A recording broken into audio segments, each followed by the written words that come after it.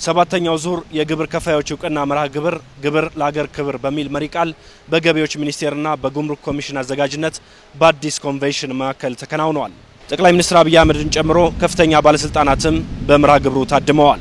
የኢትዮጵያ መንግስት ኢትዮጵያ መቀየር አለባት፣ መበልጸግ አለባት ብሎ በቁርጠኝነት አምኖ እየተጋ ይገኛል። ይህ ትጋቱ ሊሳካ የሚችለው እውን ሊሆን የሚችለው እንደናንተ ባሉ ታማኝ የሥራ ፈጣሪዎችና ግብር ከፋዮች ሰሪዎችና አሰሪዎች መሆኑንም በጽኑ እናምናለን።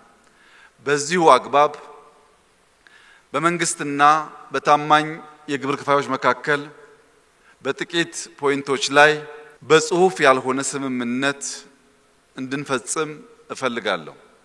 በእናንተ በኩል የግሉ ሴክተር ከትርፍ በላይ ማህበራዊ ዓላማን ያነገበ ስራ የእያንዳንዱ ኩባንያ የሥራ ኃላፊዎችና ባለቤቶች አንዱ ዋነኛ ተልዕኮ መሆን አለበት።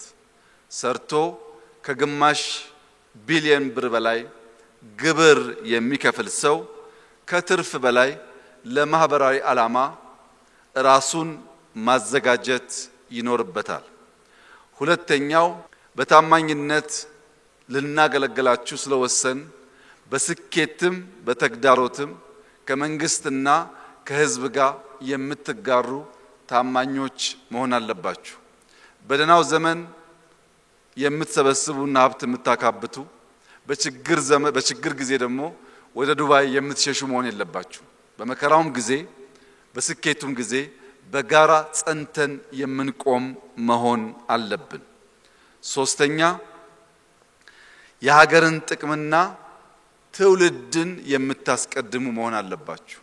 የምንሰራው ለኛ ብቻ ሳይሆን ለትውልድ ጭምር ነው የሚለውን አምናችሁ ከልብ ተቀብላችሁ የምትተገብሩ መሆን ይጠበቅባቸዋል።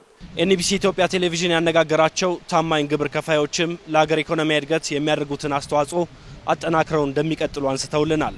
ትልቁ ነገር የሚያስደስተን ነገር የዘኒ ገብሸት ትልቁ አቋም የኢምፖርት የሚደረጉ ዕቃዎች እዚህ ሲመረቱ በሀገራችን ውሃ፣ በሀገራችን ሌበር፣ በሁሉም ቴክኖሎጂ ትራንስፈር አድርገን እዚህ ሀገር ስናመርት በጣም ነው ደስ ቢለን። ከአሜሪካ ከሳውዝ ኢስት ኤዥያ የምናደርገው ትራንስፈር ኦፍ ቴክኖሎጂ በሮ ማቴሪያል ሆነ በማሽነሪ ብዙ ነው። ኦቨር 39 years ያደረገ ድርጅት ነው since 1989 ማለት ነው በፈረንጅ አቆጣጠር። ዘኒ ገብሸት ትልቁ መሰረቱ በእነዚህ ዘርፎች ሲሰማራ አንደኛ የቴክኖሎጂ ትራንስፈር፣ አንደኛ ደግሞ የካይዘን እና የአይሶ ሰርቲፊኬሽን እንዳለው እና ይሄን ደግሞ ባለሙያዎች በማምጣት የኛ ሀገር ባለሙያዎች እንዲሳተፉበት ነው የምናደርገው ትልቁ ነገር። በተጨማሪም እና ትልቁ ነገር ደግሞ የሀገር ፎሬን ከረንሲ በማዳን እዚህ ሲመረት ፎሬን ከረንሲ ያድናል። ትልቁ ነገር ደግሞ የኢትዮጵያ ልማት አሁን በህዳሴው ግድብ ያለው ትልቁ ለኛ አስተዋጽኦ አለው። በኤሌክትሪክ በብዙ ነገር ስለሚያግዘን እኛ በዛ ትልቅ ደስተኛ ነን። አባይ ህትመትና የወረቀት ፓኬጂንግ ፋብሪካ አሁን ወደ 7ኛ ዓመት እየሆነው ነው ከተቋቋመ። ይሄ ፋብሪካ ዋና ስራው የሆነው ውጭ የሚታተሙ የመማሪያ እና ማስተማሪያ መጽሐፍትን አገር ውስጥ ማተም ነው። እንግዲህ በዚህ ዘርፍ በአንድ በኩል ያው የትምህርት ስርዓቱን አገር ውስጥ በማተምና በማሰራጨት እየደገፍን ነው። በሌላ በኩል ደግሞ ድርጅቱ ሰርቶ ከሚያገኘው ገቢ መክፈል ያለበትን ግብር እንደ ዜጋ ጊዜውን ጠብቆ እየከፈለ ነው። ለከፈልነው ግብር ይሄን ዕውቅና ማግኘታችን ያው ለቀጣይም ጠንክረን እንድንሰራና ብቻ ወደፊት ደረጃችንም እንድናሻሽል ያግዘናል ብዬ አስባለሁ። እንግዲህ ግብር መክፈል ያው የዜግነት ግዴታ ነው። እኛ እንደ ተቋም የሚጠበቅብንን ግብር ወቅቱን ጠብቀን እንከፍላለን። ከቴክኖሎጂ አንፃርም በኢታክሲንግ ሲስተም በመጀመሪያዎቹ ከሞዴልነት ጀምሮ ዛሬም እየሰራን ነው። ያው ዛሬ ደግሞ አዲስ ቴክኖሎጂ ተዋውቋል። ደረሰኝ ወደ ዲጂታል የሚመጣበት ሁኔታ እንዳለ ሰምተናል። ያው ከጊዜው ጋር የገቢዎች ሚኒስቴርም ጉምሩክ ኮሚሽንም በሚያስቀምጧቸው አቅጣጫዎች አብረን እኩል እንራመዳለን ብዬ ተስፋ አድርጋለሁ። እኛ ፓኬጂንግ ላይ ነው የምንሰራው። ፋርማሲውቲካል ቦክሶች፣ ሌበሎች እንዲሁም እንደዚህ አይነት ነገሮች ነው ግብአት የምናደርገው ለትልልቅ ካምፓኒዎች። በጣም ደስ ይላል በመንግስት ሪኮግናይዝ መደረግ። እውነተኛ ታማኝ ሆነ እንደዚህ ስትከፍል ደግሞ ከመንግስት አካል ጎበዞች በርቱ የሚልህ ሲሆን ደስ ይላል በጣም። We never had any similar recognition in other countries. ከዚህ ቀደም በሌሎች ሀገራት እንዲህ አይነት ዕውቅና ተሰጥቶን አያውቅም። ይህ ለተሰማራንበት ዘርፍ ጥሩ አቅም እንደሚፈጥርልን ይሰማኛል። የኢትዮጵያ መንግስት ለግብር ከፋዮች ዕውቅና መስጠቱ የሚበረታታ ተግባር፣ ወደፊትም ታማኝ ግብር ከፋዮች ሆነን ዕውቅና ማግኘታችን እንደሚቀጥል ይሰማኛል። And we hope to continue being recognized.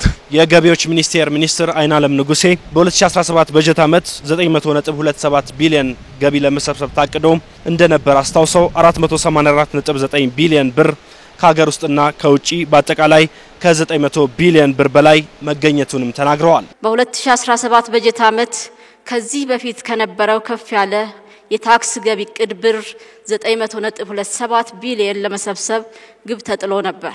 እቅዱን ለማስፈጸም በተደረገ በቂ ቅድመ ዝግጅትና የተግባር እንቅስቃሴ በበጀት ዓመቱ መጨረሻ ከሀገር ውስጥ ታክስ ብር 484.49 ቢሊዮን እንዲሁም ከውጭ ንግድ ቀረጥና ታክስ ብር 415.73 ቢሊዮን በድምሩ 900.2 ቢሊዮን በመሰብሰብ የቅዱን 99.99 በመቶ መፈጸም ተችሏል። ይህ አፈጻጸም ካለፈው በጀት ዓመት ተመሳሳይ ወቅት አንጻር ሲነጻጸር የብር 387.39 ቢሊዮን ወይም የ75.5 በመቶ እድገት አሳይቷል። ከዚህ ውስጥ የክልሎች የጋራና የኩልና ገቢ ብር 112.5 ቢሊዮን ተላልፏል።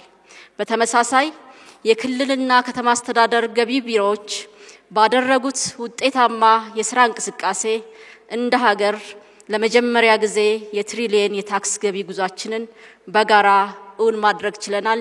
እንኳን ደስ አላችሁ ማለት እወዳለሁ።